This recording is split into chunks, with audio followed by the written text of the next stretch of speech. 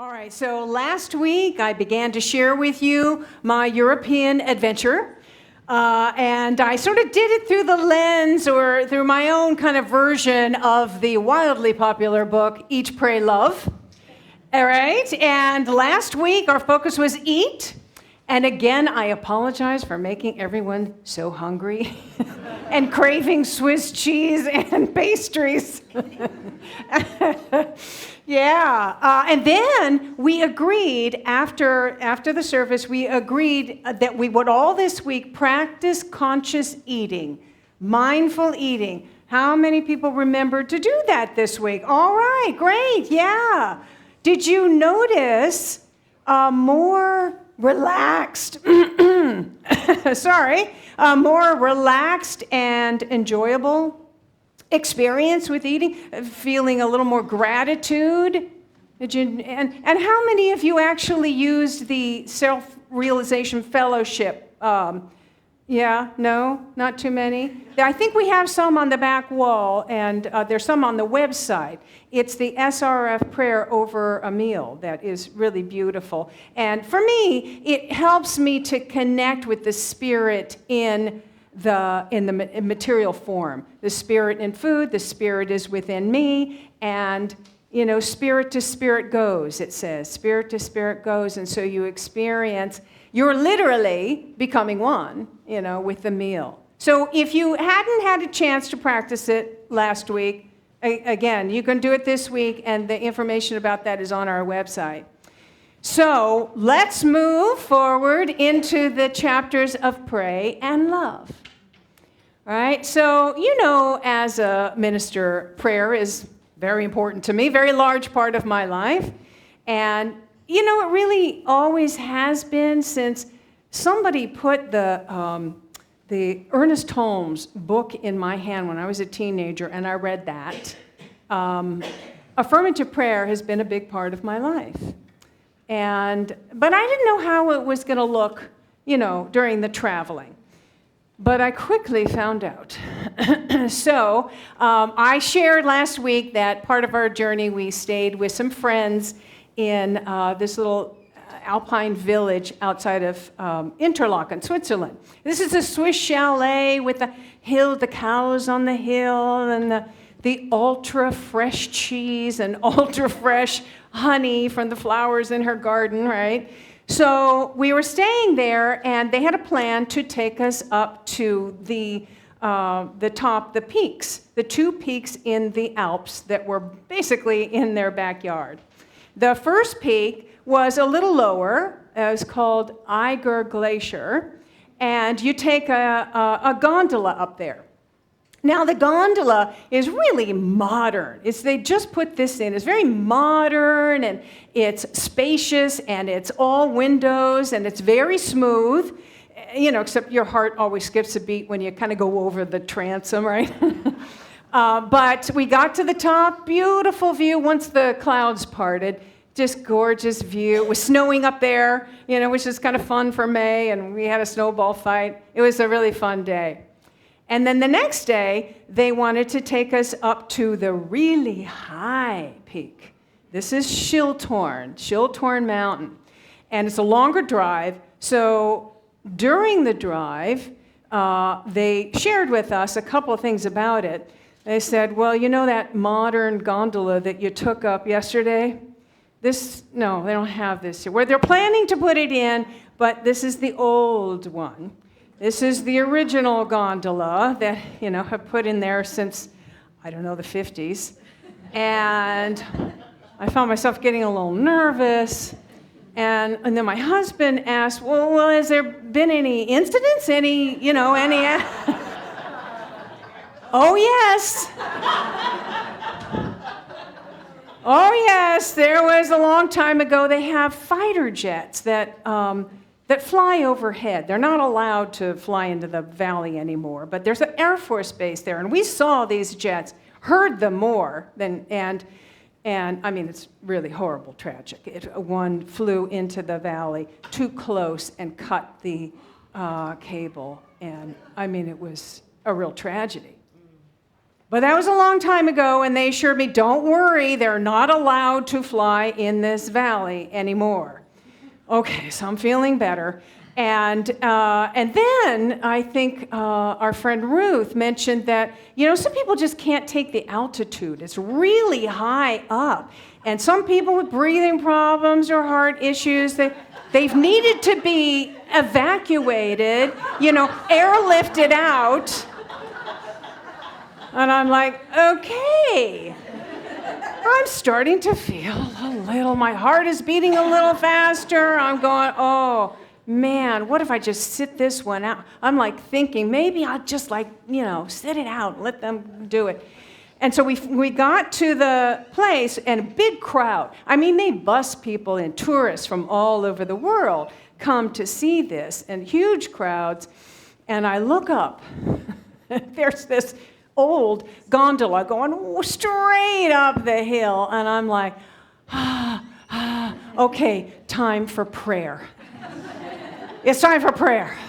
And so I'm standing in the line to get there, and I'm praying, I'm affirming, I'm calling forth my power of strength, which is, courage. I'm calling forth my power of faith, which is, to know that the divine is with me, that presence is all around me, that protective light of love is always here at any moment, right? So I'm praying, and, I'm feeling a little bit better. It's like, okay, maybe I can do this.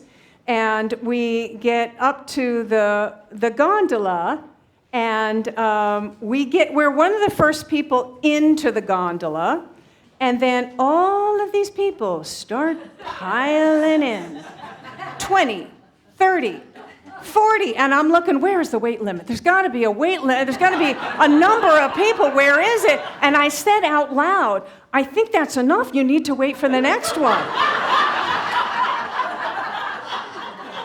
They didn't speak English, so probably a good thing.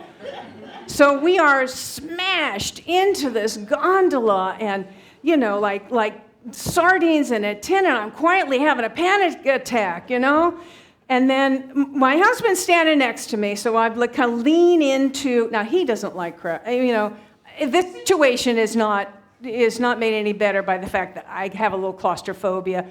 So does he. But he's taller. He can see over everybody, right?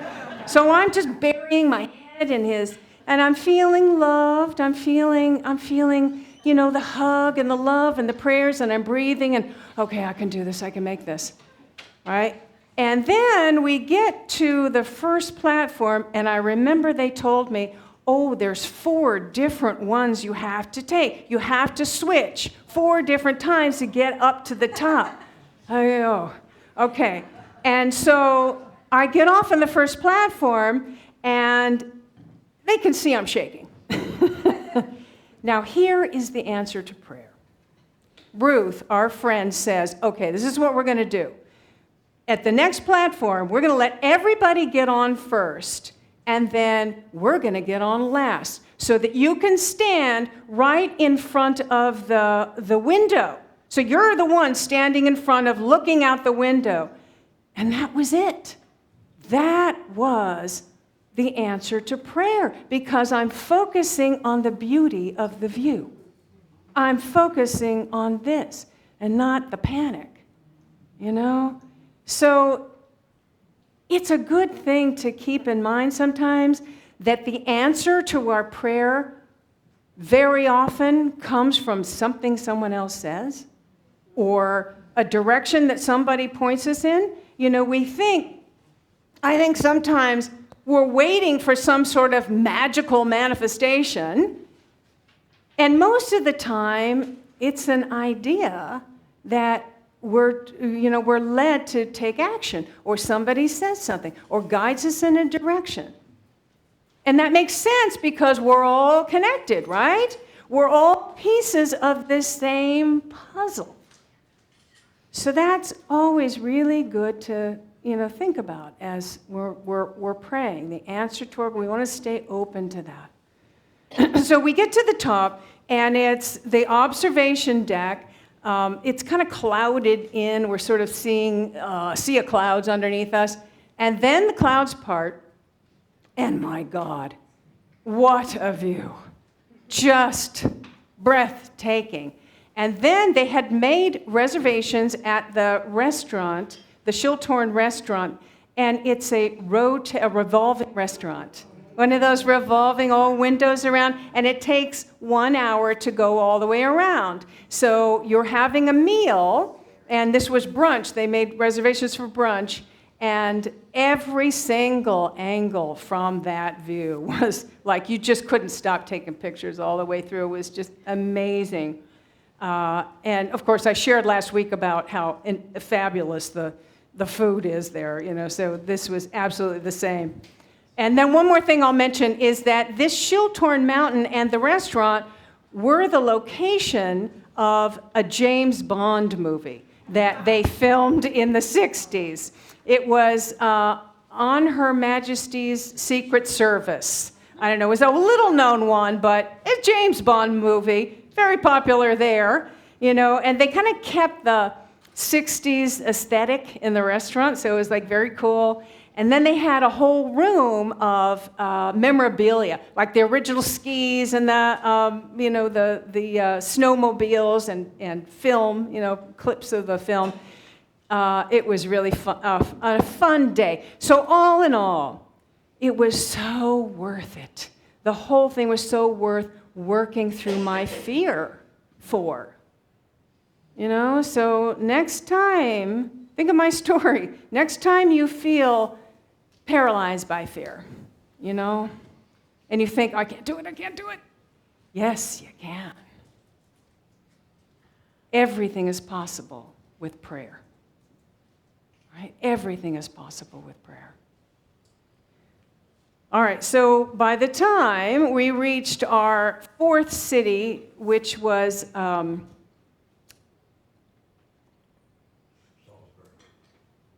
thank you. Salzburg. We're in Salzburg, and it is we're relaxed. We're kind of into the groove of traveling, and we're enjoying that, and also, more in love with each other. I think that is one of the benefits. Nothing like getting away from the responsibility into a beautiful, location to kind of rekindle, right? Rekindle the love, and so it was a welcome aspect of that whole trip. And so we had just finished a brunch at a beautiful outdoor cafe, and we were walking to do our sightseeing thing. And I'm walking, and I'm hearing behind me, Victoria, Victoria. And I'm thinking, oh, it's going to meet somebody else. Nobody knows me in Austria. But I kept hearing it, and sure enough, I look behind me, and this woman is running towards me, and wouldn't you know, it was the lovely woman that used to come to this, that used to be part of this community, Joy. And she was there with her kids, and they were about to go on the Sound of Music tour. This is where they shot The Sound of Music, right? Something I really wanted to go on, but we did the Mozart thing instead. But it was just so good to see her. And it felt like joy was kind of the energy. That was the theme for the rest of this trip. And that evening, we went to a restaurant. We were looking for a restaurant. It was on the same street, tree-lined street that had all these kind of outdoor cafes. And we went in, and it was called The Heart of Joy. Which I thought, okay, we got to go there. And it turned out to be a vegetarian restaurant, so my husband was absolutely thrilled. And there was not many people. The waiter said, well, choose your table. And so we went in the corner, and there was a little table next to a life-size statue of some holy man who had his hands pressed together in prayer. And I thought, well, that's where we're going. We're sitting there, And the waiter comes over, and he said, well, good choice, because your meal, your whole experience is going to be blessed through this thing. And I was like, who is this? And his name is Sri Chinmoy. Anybody heard of Sri Chinmoy? You have? Yeah. Okay. Well, I had heard his name, but I wasn't really familiar with who he was. Wow. What a Renaissance man. I mean, I saw like a little booklet I picked up and I started learning about his life. He was a musician, an artist, an athlete. I mean, super athlete. Like he ran ultra marathons. You know? Right. He would do these feats where he would lift an amazing amount of weight. It was just, wow. And obviously, a spiritual dude. He had grown up in the Sri Aurobindo ashram, which I had heard of that. And so I'm reading about his life, and he kind of knew everybody. He knew the Dalai Lama. He knew. He would get these world leaders together, and he would help to create peace. He knew Gorbachev and all of the leaders of the day. And he would do these peace retreats with them. And he was invited by the United Nations to come and lead interfaith meditations for the delegates. For 2 years he did that. Yeah. And everybody would come, these interfaith.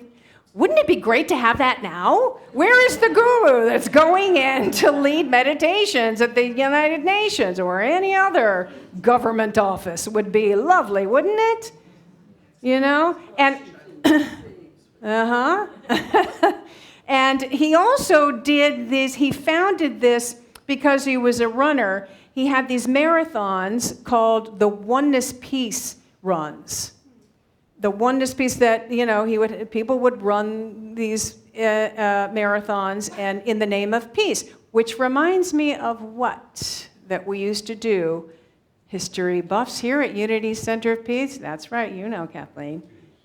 The Run for Peace, right? We used to do a Run for Peace here in the 5K here in the wood.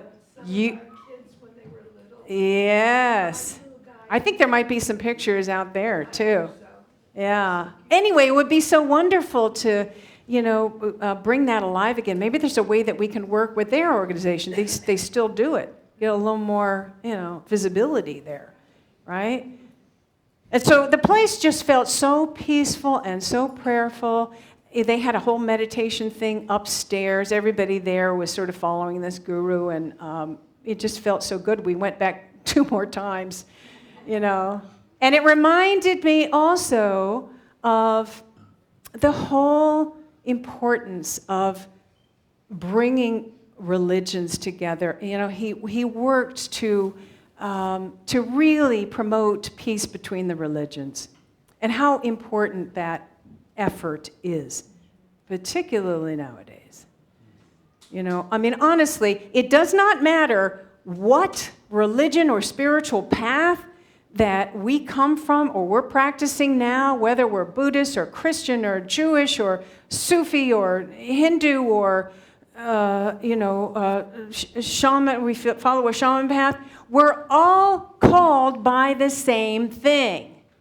We're all called by a desire to experience something greater than our little ego self. Right? We are all called by a higher love. We want to experience a higher love and to know that that higher love is the essence of everything. It is the ground of our being. It is within everyone. And to be in a community that embraces that, how special is that?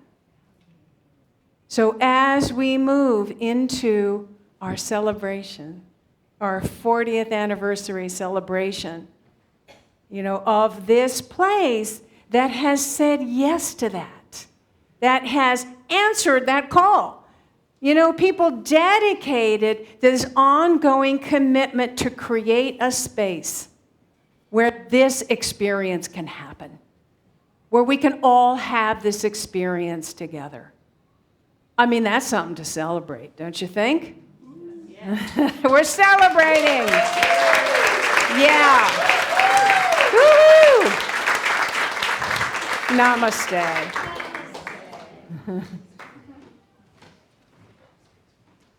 Hi.